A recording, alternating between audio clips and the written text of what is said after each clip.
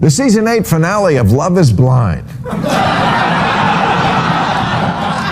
Now, if you didn't see it, well, first of all, fuck you. It's absolutely the best dating show with love and blind in the title. Dramatic twist on Netflix's Love is Blind Season 8.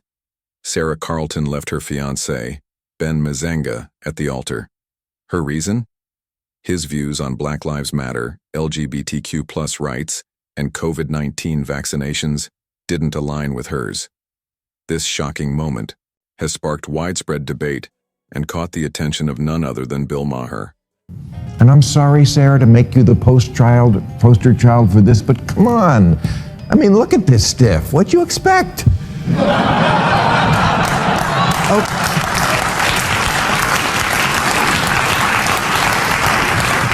Okay, you're a much better person than he is. You win.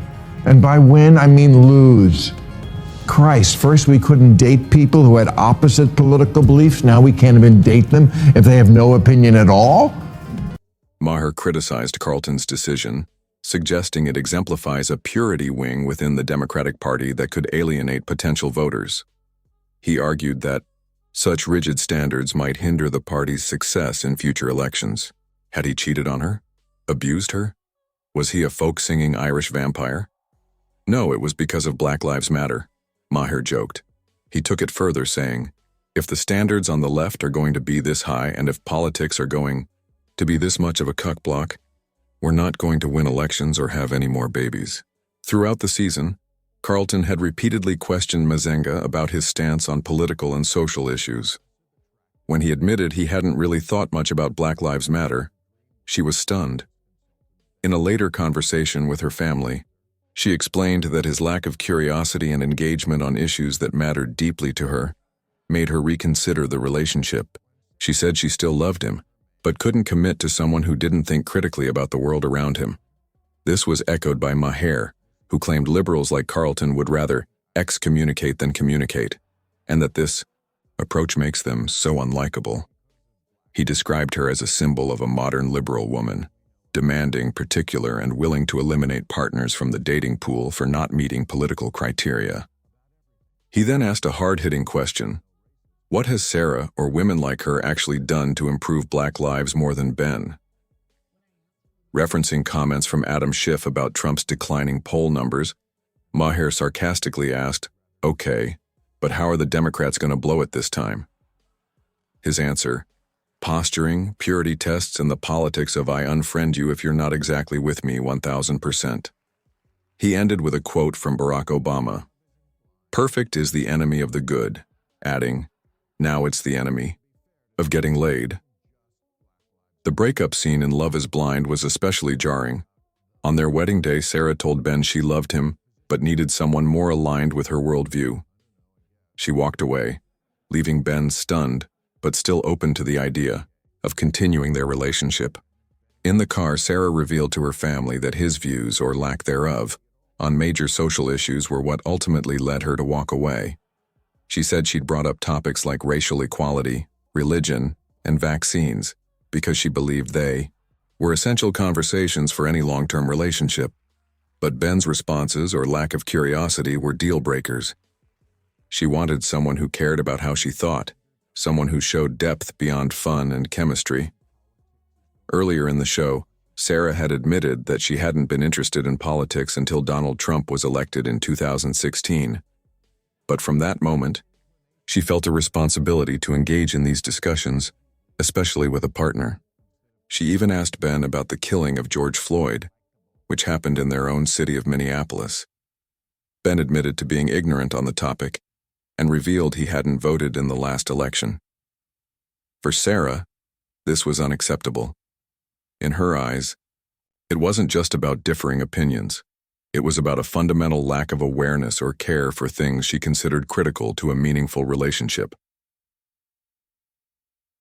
Love is Blind. Season 8 continues to stir conversation not just about love, but about what happens when politics become central to personal compatibility. The show, set in Minneapolis this season, brings together singles who propose without seeing each other, testing the idea that love is blind But if Bill Maher's commentary and this breakup are any indication, it seems love might be getting more complicated and more political than ever.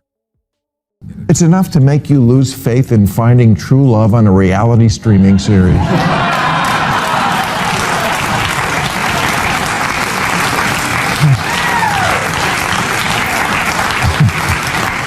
Because if you're going to eliminate every 20-something who hasn't thought a lot about politics, you're going to be working from a smaller pool than roadies with no leg tattoos.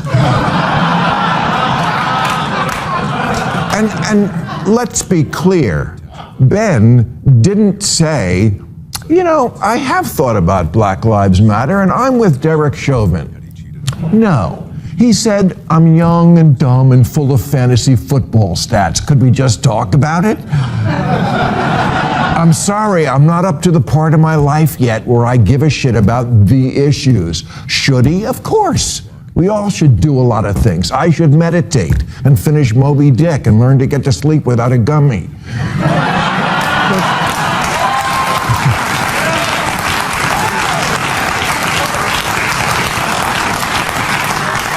But maybe Ben hasn't turned his life over to being a social justice warrior yet because he's preoccupied with trying to get his life going.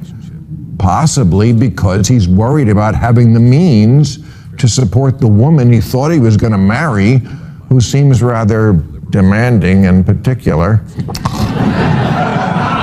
Which is kind of how it is these days. Did you know that on Bumble, only 15% of the women are willing to date a man under 5'8"? Wow.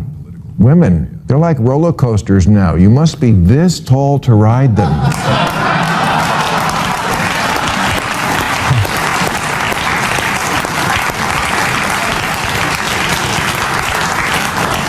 And that's not all. The guy must also have a nice car and make over $100K a year. Okay, but you know, how many 6'2" Grand Prix drivers are there? I know you've all been told that you can have it all, and you're a queen and a lady boss and that bitch. But maybe your judgy ass is no prize either. And if you...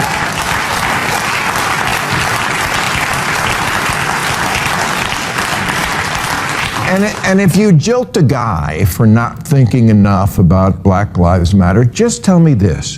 What have you actually done that made any more of a difference in any black life than what your inadequate ex-fiancé did?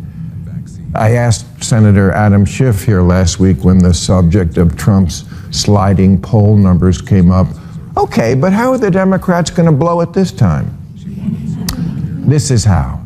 Posturing, purity tests, the politics of I unfriend you if you're not exactly with me 1,000%.